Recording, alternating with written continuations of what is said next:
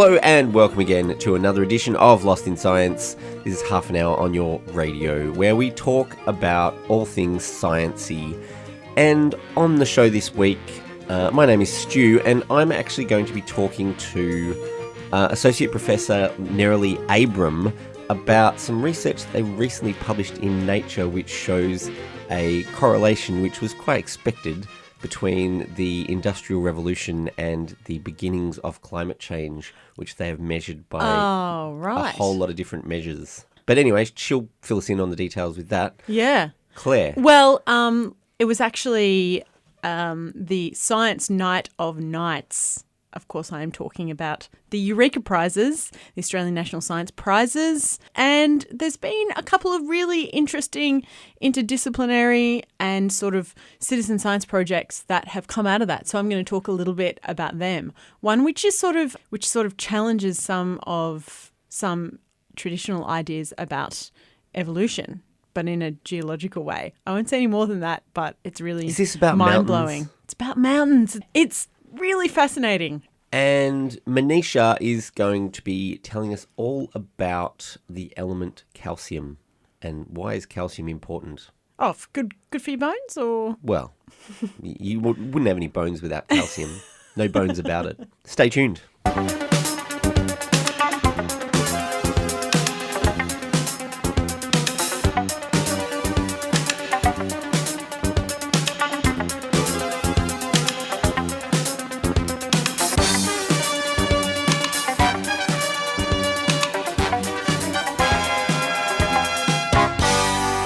So the Eureka Prizes, Science's big night, was held. This is a night where lots of science-minded people get dressed up all fancy-like. It's sort of like the smart people's logies. Yeah, I was going to say that. Not the Brownlow. Is it more?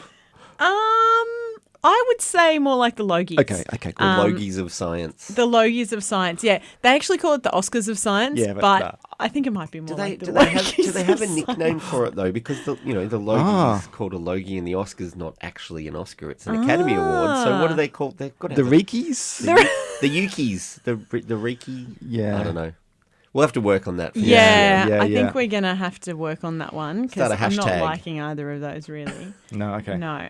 But anyway, I find it fascinating what's winning at these awards because unlike a lot of scientific accolades, the Eureka or the Reekies, as It's catchy on already. they're sometimes known, they cut across disciplines and they encourage collaboration and they also include areas like science journalism and citizen science as well, which is sort of interesting. So I thought I would introduce a couple of standouts of winners for interesting sort of science that's happening around the country. Winner number one, first up, a team from CSIRO won the Research and Innovation Prize for their work looking at plastics and marine debris in Australian oceans.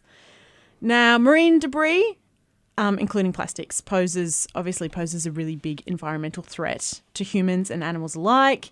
And not for the most obvious reasons. It's also a big navigation hazard. Oh. Yeah. People running their boats into things. Yeah, yeah. It can smother coral reefs. It can transport invasive species across Never thought of that. large distances. Yeah, and obviously affect tourism. Yep. And then, of course, the things we think of when we think of marine debris, it injures and kills wildlife and poses a threat to human health. The six-pack rings. The six-pack rings, or if you might have seen birds, dead birds with their stomachs cut open and just like all of the plastics that are inside the birds, or even like sea turtles that think that plastic bags are actually jellyfish because they eat jellyfish and then they eat the plastic bags and then... Yeah, it's not cool. It's just not cool. It's just... Oh, God, it's awful. Anyway, no one in Australia had done a sort of nationwide scientific survey of what sort of marine debris is washing up on our shores. So we didn't know much about how it got there and whether the problem is caused by Australians or if it's washing up from other countries. So the CSIRO group surveyed sites every 100 kilometres along the coastline all around Australia. Which, when you think about how big our coastline is, That's a lot of coastline. That's a lot of coastline, and that's a lot of sites every 100 kilometres. Like, Yeah. yeah, it was actually the largest scaled operation and scientific study into marine debris anywhere in the world. And parts of the research engaged with students and teachers. I think thousands of people were engaged in this particular research. Over 1 million Australians were asked to help out. It was a huge sort of scientific citizen science sort of project as well. And what they found was that within Australia, approximately 3/4 of the rubbish along the coast is plastic, and most of it's actually from Australian sources, not from overseas.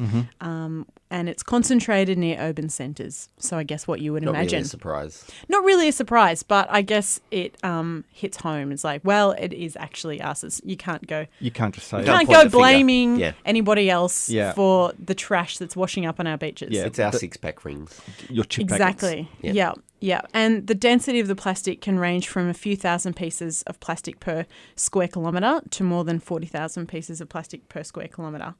But you can still help out with the research. There is an online national marine debris database with information about how you can help out about that sort of stuff. So we'll put that up on the website.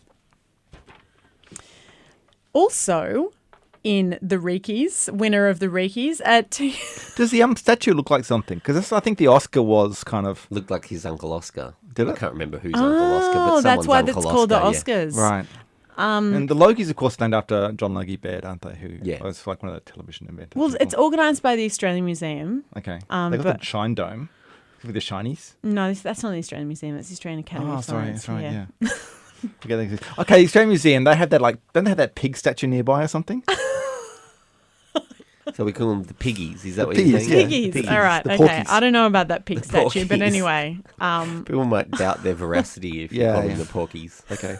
We're still working on Indeed. it. We're still working on it. We're still working on it. So a team from the University of Tasmania won a Eureka in interdisciplinary research for their work that was looking at ocean chemistry and how the element selenium, and don't worry if you haven't really heard much about selenium before, because I had it. This is the first time I'd heard selenium, but it's actually a very crucial element.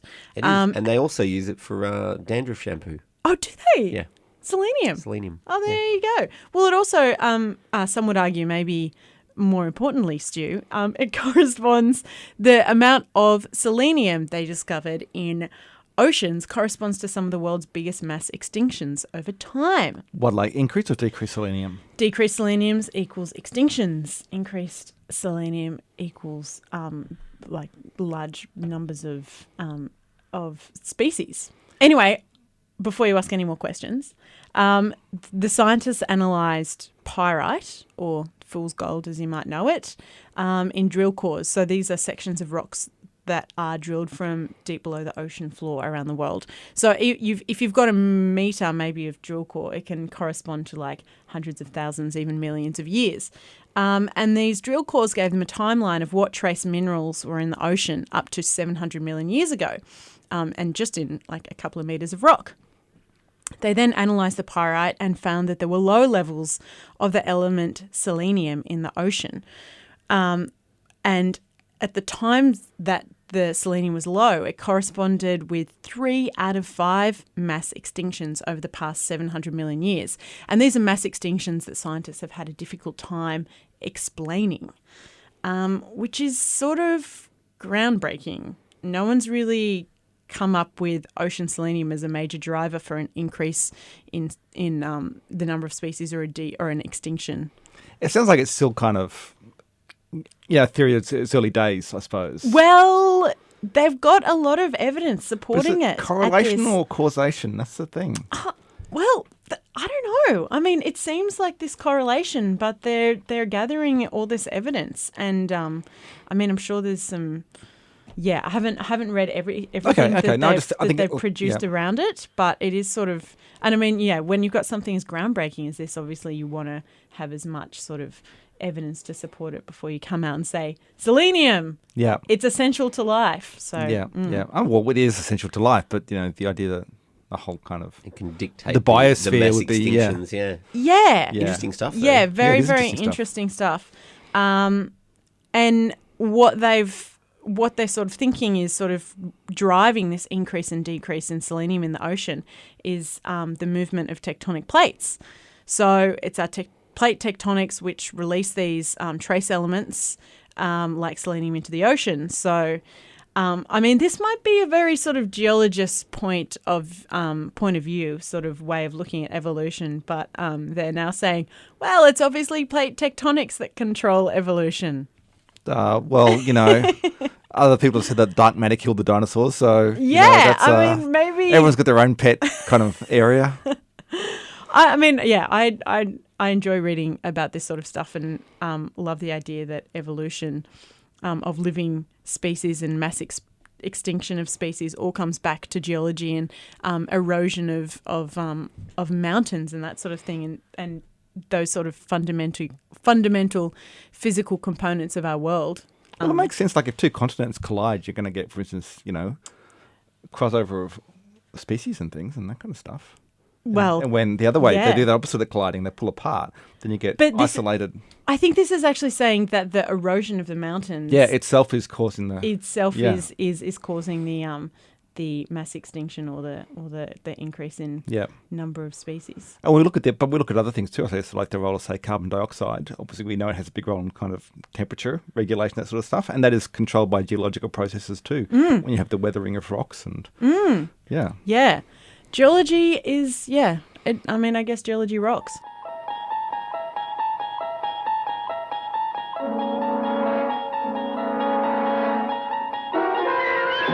You're traveling through another dimension. A dimension not only of sight and sound, but of mind. A journey into a wondrous land whose boundaries are that of imagination. That's the signpost up ahead. Your next stop. Lost in Science.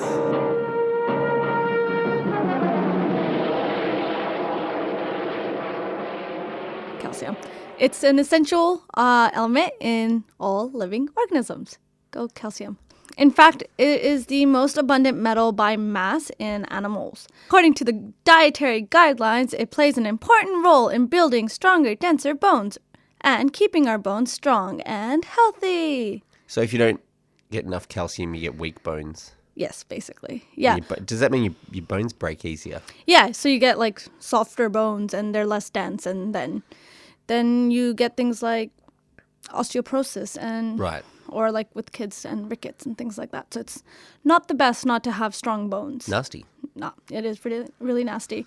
So calcium, there's a lot of it in our bodies, and about 99% of that is used to build our bones and teeth. But the last percent is also pretty cool. The last percent is actually the 1% that I kind of like really like. And this last percent is used in cellular processes and as cellular signals. So basically when there's an influx of calcium in cells, it's the signal for that cell to perform some sort of function, and then that leads to like creation of proteins or transferring of gases and things like that. So everything that makes our body work. So it's part of the messaging system within the cells. Exactly. It's kind of like a bit of broken telephone. So like there'll be a message that the calcium sends out, and then the next cell will pick it up, and then it's just this relay of messaging. Yeah, so in neurotransmission or synaptic transmission, it's like the body's communicating on this neural network, and it's going really, really quickly, like on the order of microseconds. So, okay, this is what happens in like not even a second. First of all, so first to back it up before we get into the process, there's these vesicles that are basically storing neurotransmitters, and they're on the axon terminal of neurons, which is just one of the ends of a neuron. And the neuron will receive an electrochemical signal, and the membrane will depolarize, and that would cause the calcium channels to open, and then there's this rapid influx of calcium into the cell. And this is all the quick stuff that's happening. Then the calcium because there's a higher concentration of calcium in the cell, it activates the proteins that are attached to these vesicles, like the vesicles that are holding the neurotransmitters. It causes those guys to move, and then the vesicles go to the other end of the neuron, and then they release, and those neurotransmitters are out in the body, but there's just a little gap, and then it goes to the next neuron, and it goes onto the receptors of the next neuron, and then the whole cycle starts again. Wow, so this is like a fraction of a microsecond. Yeah, it's all of that that happens multiple times in microseconds, and that's things like everything that you do is basically controlled by those things. So like your muscle contractions and. So without calcium, the signaling would not work at all. Yeah, so without calcium, really like the big thing is that your bones and stuff would get really brittle, and you probably wouldn't have really good teeth. But like this 1% is pretty like phenomenal. I wonder if the body favors the signaling system over the rest of it, and maybe our bodies pull calcium out of our bones. Yeah, actually, that's exactly what happens.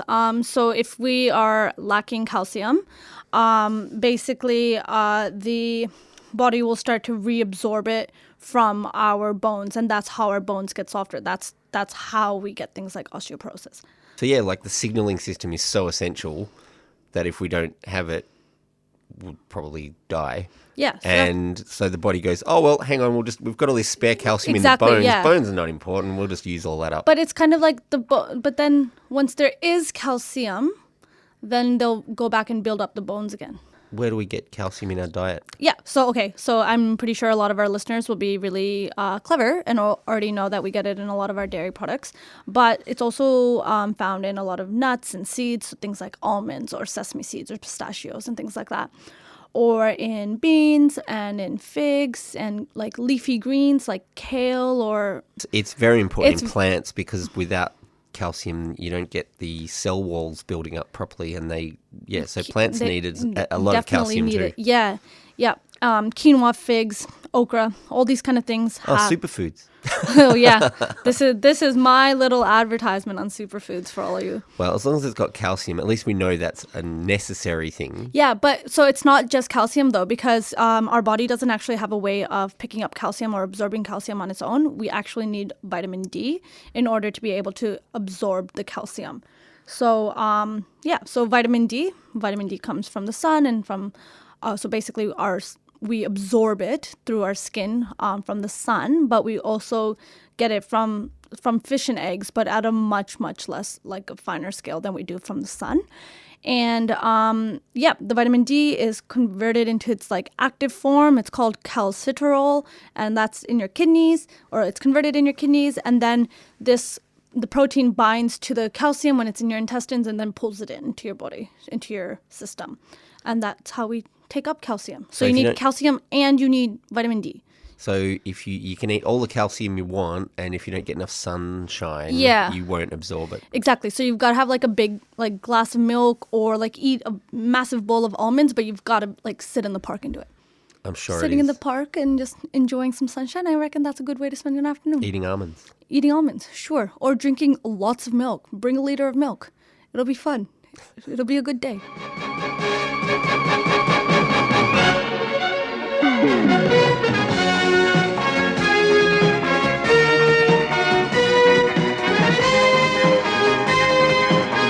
I'm Maggie Adair Pocock, and you're listening to Lost in Science on 3CR.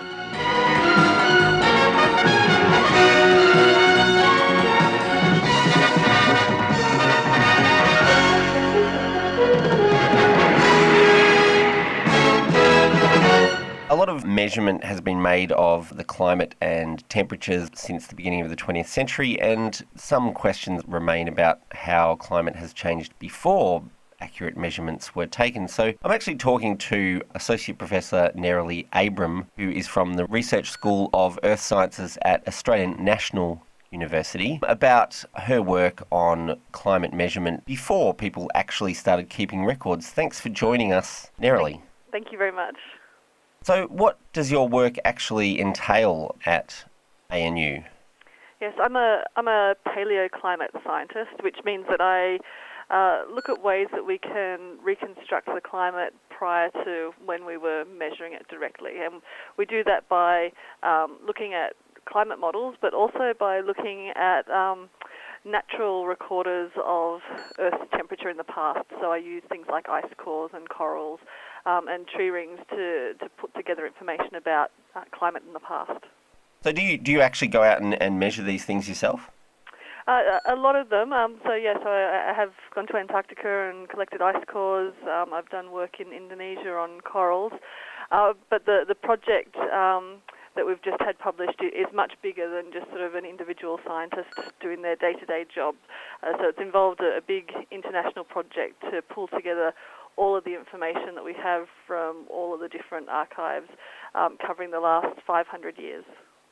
So people all over the world have been trying to figure out ways to measure temperature and climate over that whole period of 500 years? Yeah, so it's work that lots of individual scientists have done, and then as an international team we've gone to and sort of pulled together all of those individual bits of information to then be able to ask a really big question like, when did global warming begin? Did you find an answer to that question? Yeah, a surprising answer, really. So we found that in some parts of the world, the warming trends that we see today first began in around about the 1830s, so really quite a long time ago. That ties in quite well with the Industrial Revolution, and the driving force of the Industrial Revolution was starting to use more fossil fuels like coal, burning those fuels to get machinery and factories and industry increasing at a rapid rate. So that seems to be, is that tied in with the changes that you found?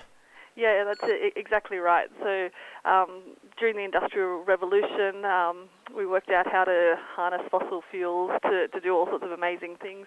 And we can see that even in the 19th century, even though the world's population was smaller, industry was only in some parts of the world, it hadn't spread globally at that stage, but we can still see the carbon dioxide levels in the atmosphere beginning to rise from about the 1830s as well. And that's what we are then able to see, that the climate responded even to those early changes in the amount of carbon dioxide in the atmosphere. So this is quite interesting, because a lot of people say, oh, but we've been using fossil fuels for a long time and it doesn't seem to have had any effect. And you've actually found that, well, it did have an effect almost as soon as we started using them. Yes, it does show that the climate system seems to have quite a quick response to if we make a change like putting more carbon dioxide into the atmosphere, the climate system starts adjusting to that pretty quickly. And I think that a lot of our understanding of that and thinking that these early changes probably weren't important is just because we don't have the instrumental records. So we're used to focusing in on the 20th century when we talk about climate change. But what this study shows is that if we do that, we really don't have the full picture, and we need this other information that we get from other sources to really know the full extent of what we've done to change the climate. I guess, people sort of talk about having a baseline of data, and that was, I guess, limited to the direct measurements of instruments of saying what's the temperature and having those records. And what you've done is sort of push that baseline back, so the baseline's actually lower than what we would have expected. Yeah, that's exactly right. And so we saw just a couple of weeks ago that NASA came out with their latest information on where Earth's temperature is currently up to, and they're quoting a figure of around about 1.3 degrees of warming. But the important thing there is that warming is relative to a baseline that's taken between 1880 and 1900. So that's not getting all of the warming, and so we do need to add a little bit of extra warming on top of that 1.3 degrees to account for the warming that happened before those direct measurements were being taken.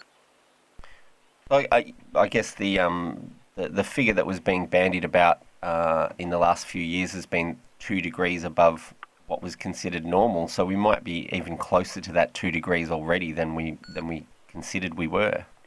Yeah, that's exactly right. And actually, since Paris at the end of last year, we've had this international agreement that the countries of the world want to work together to keep warming below 2 degrees, but also with an ambition of really trying to do what we can to keep the warming below 1.5 degrees. So that more ambitious target is actually frighteningly close.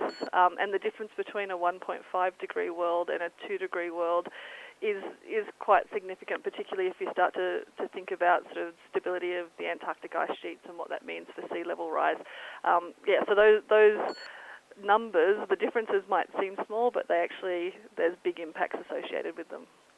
Now, as far as you just mentioned the Antarctic and the Arctic ice sheets, I guess, the changes in the Arctic and Antarctic climate seem to have been a bit slower, according to your research. What's different from the tropics compared to the Antarctic climate that's meant that the changes have been slower to appear there? Yeah, so we found that the warming in the 1830s really seemed to start in the tropical oceans and the Arctic, so the northern hemisphere sort of high latitudes. But when we look in the southern hemisphere, it appears that it took a little bit longer for warming to start, and in some parts of Antarctica we still don't necessarily see a sign of that warming yet.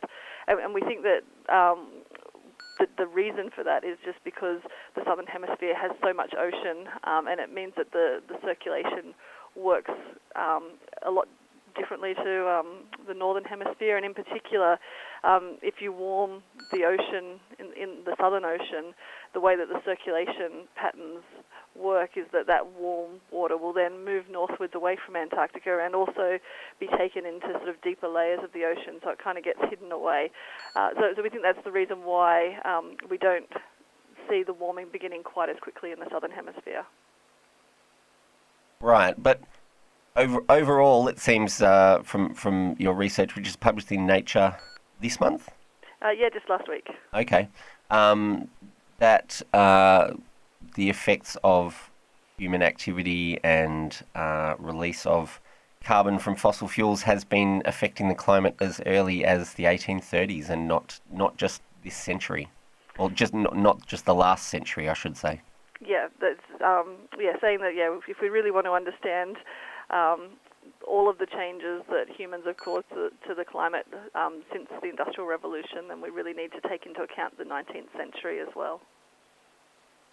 That's pretty, what's quite groundbreaking research that you have been involved in, and you're the lead researcher on this project, is that correct? Yeah, that's right, and the project has involved we had 25 researchers who are authors, a number of other people who contributed other parts along the way, and that includes people from across the world who've been part of this project.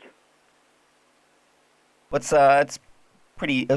kind of scary stuff, really, but it's very interesting to know that this has been going on and that the climate responded so early to changes in the atmospheric carbon dioxide levels.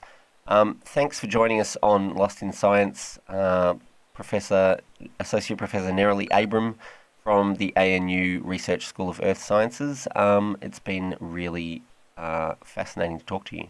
Thank you very much.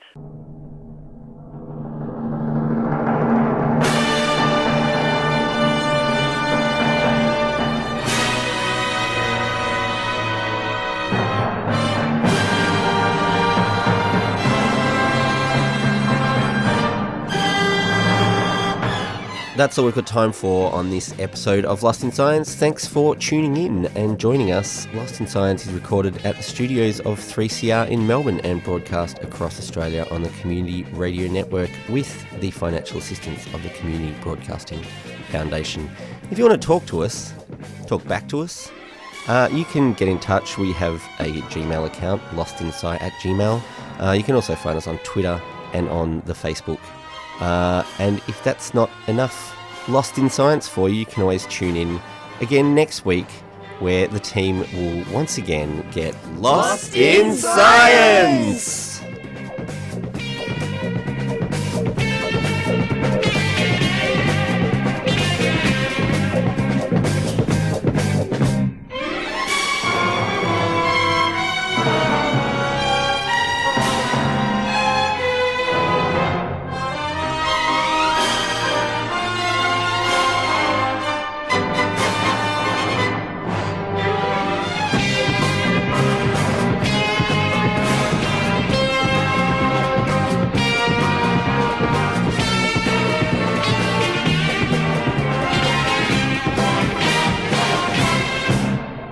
Thanks for listening to a 3CR podcast. 3CR is an independent community radio station based in Melbourne, Australia. We need your financial support to keep going. Go to www.3cr.org.au for more information and to donate online.